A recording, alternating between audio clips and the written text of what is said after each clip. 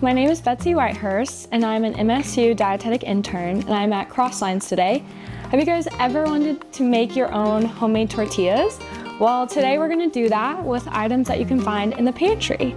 So, starting off, we've got 1 1/3 cup of flour. We're gonna take this and just add it into our bowl.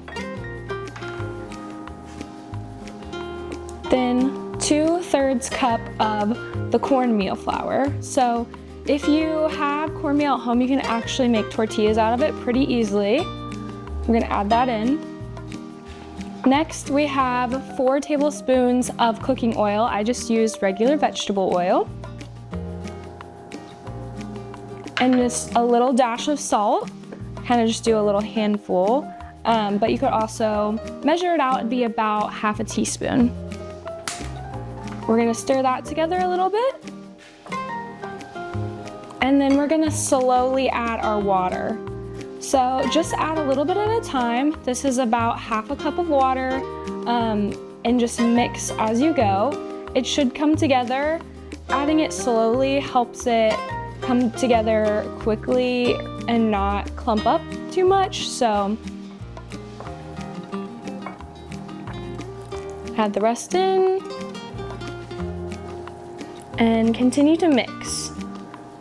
It'll get to a point where you'll want to go in with your hands until it becomes smooth and not gritty anymore.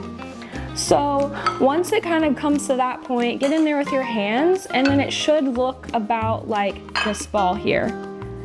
Once it kind of looks like that, we're gonna divide it up.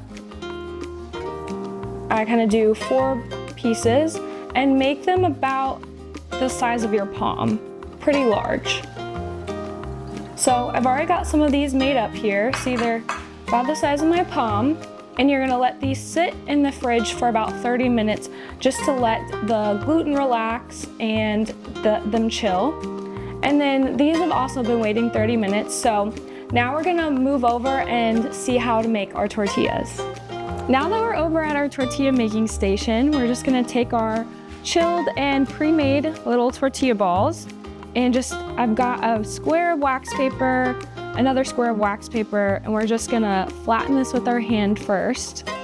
Then we're gonna take our other second piece of wax paper, lay that on top, and just kind of use whatever flat surface you have in your kitchen. I'm using a pan today, and then you just kind of flatten her out. After I kind of flattened it with the pan, I found that it was easiest to kind of go in with the rolling pin just to get it about tortilla size. These homemade tortillas are a little bit smaller than the ones that you'll see at the grocery store, but they still work great for taco night.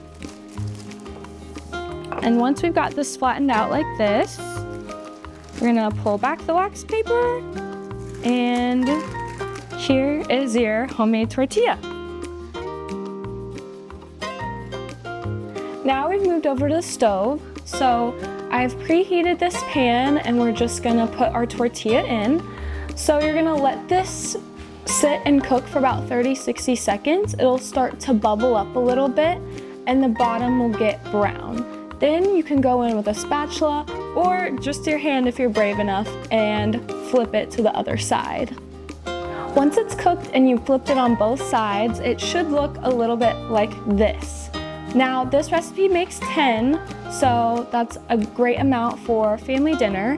And I found that the easiest way was I would roll out a tortilla, put it on the stove, let one cook, and while one was cooking, I could roll out another.